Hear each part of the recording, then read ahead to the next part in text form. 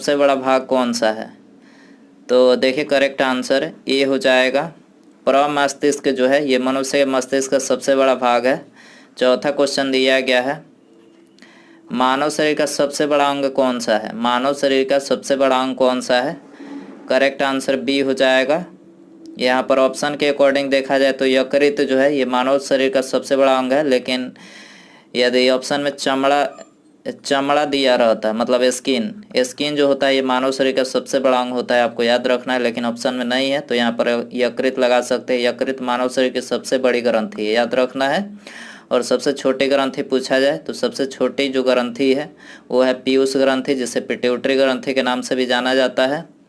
पांचवा क्वेश्चन दिया गया है, परमाणु रिएक्टर में मंदक और प्रशीतक के रूप में किसका प्रयोग किया जाता है? तो मंदक और प्रशीतक के रूप में भारी जल, जिसका अणु सूत्र होता है D2, भारी जल का प्रयोग किया जाता है मंदक के रूप में। मानव रक्त का पीएच मान कितना होता है? मानव रक्त का पीएच मान कितना होता है? करेक्ट आंसर ये हो जाएगा 7.4 जो होता है ये मानव रक्त का पीएच मान होता है। मनुष्य में रक्तचाप किस ग्रंथि के द्वारा नियंत्रण होता है? किस ग्रंथि के द्वारा नियंत्रण होता है? करेक्ट आंसर ये हो जाएगा एंट्रीनल ग्रंथि के द्वारा जो है मनुष्य में रक्तचाप नियंत्रित होता है। मनुष्य शरीर में सबसे छोटी हड्डी कौन सी होती है? सबसे छोटी हड्डी जो होती है वो स्टेपिस होती है। कहाँ पाई जाती है? कान में पाई जाती है सबसे छोटी हड्डी। और सबसे बड़ी हड्डी जो होती है वो फीमर होती है, जो कि जांघ की हड्डी होती है।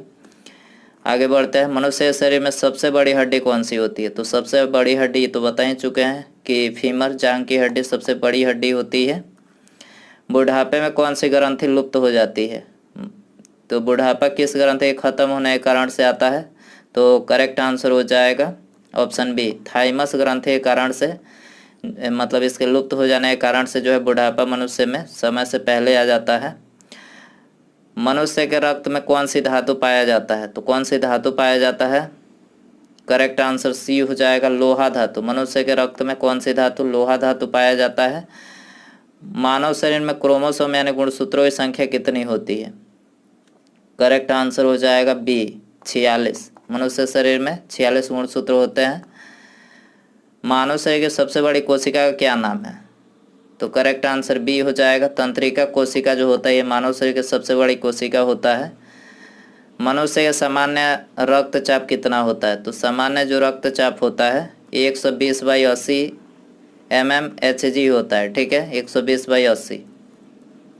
मानव शरीर का रक्त बैंक किसे कहते हैं? मानव शरीर का रक्त बैंक किसे कहते हैं? करेक्ट आंसर ये हो जाएगा, प्लीहा को मानव शरीर का रक्त बैंक कहा जाता है।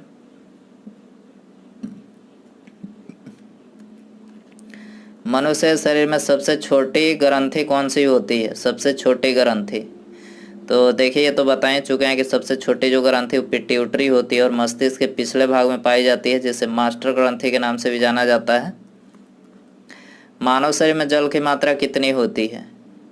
तो करेक्ट आंसर ये हो जाएगा 80% जो है मानव शरीर में जल की मात्रा होती है। मनुष्य शरीर में पाचन मुख्यतः कहाँ पर होता है? तो मनुष्य शरीर में जो पाचन होता है छोटी आंत में होता है, छोटी आंत, तो ऑप्शन बी हो जाएगा।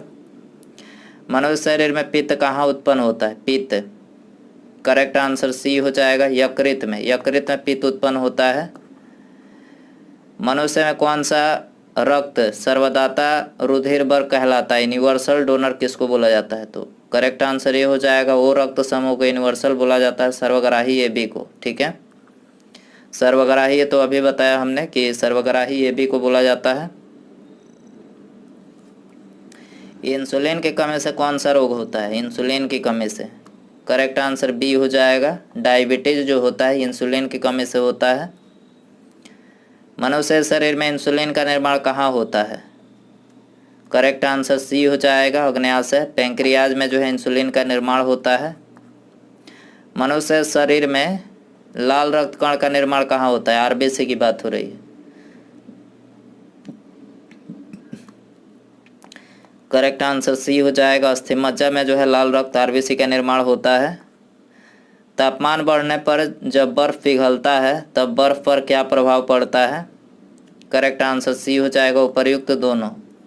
घनत्व तो बढ़ता है, आयतन बढ़ता है, आयतन घटता है, ठीक है, तो उपर्युक्त दोनों यहाँ पर हो जाएगा। भोजन का पाचन मनुष्य के किस अंग से प्रारंभ होता है? भोजन का पाचन मुंह से प्रारंभ होता है, मुंह, ऑप्शन ए हो जाएगा।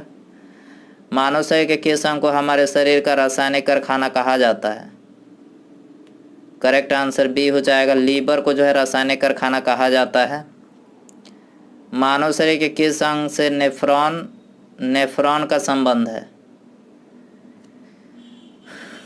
तो देखिए करेक्ट आंसर बी हो जाएगा, उत्सर्जन प्रणाली जो है ये नेफ्रॉन का इसका संबंध है।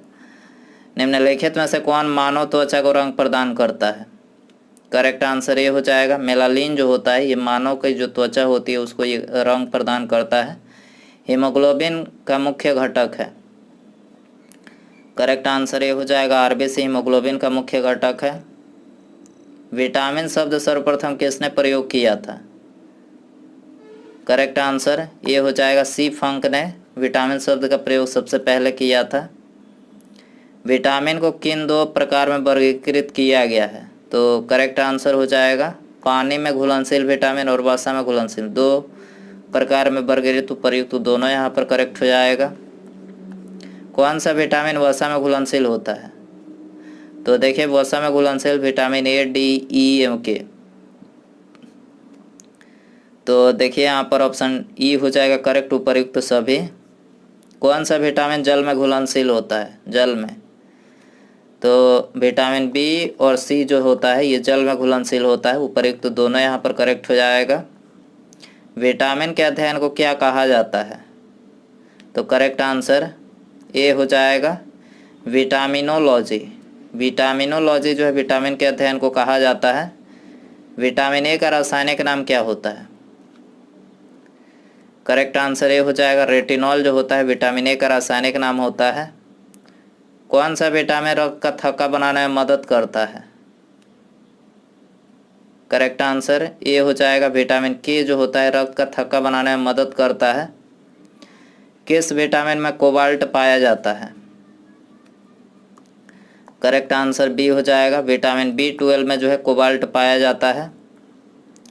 विटामिन क्या होते हैं? विटामिन क्या होते हैं? कार्बनिक यौगिक होते हैं। क्या होते हैं? कार्बनिक यौगिक। गोल्डन धान में सर्वाधिक मात्रा में कौन सी विटामिन पाई जाती है? गोल्डन धान में, तो करेक्ट आंसर ए हो जाएगा, गोल्डन धान में विटामिन ए सर्वाधिक मात्रा में पाया जाता है। निम्नलिखित में से यौगिक किस समूह को सहायक आहार कारक कहा जाता है? सहायक आहार कारक। करेक्ट आंसर सी हो जाएगा, विटामिन को कहा जाता है।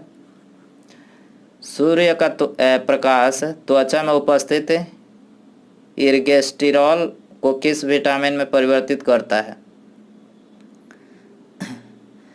तो देखिए यहाँ पर ऑप्शन डी करेक्ट हो जाएगा, विटामिन डी में जो है ये परिवर्तित करता है।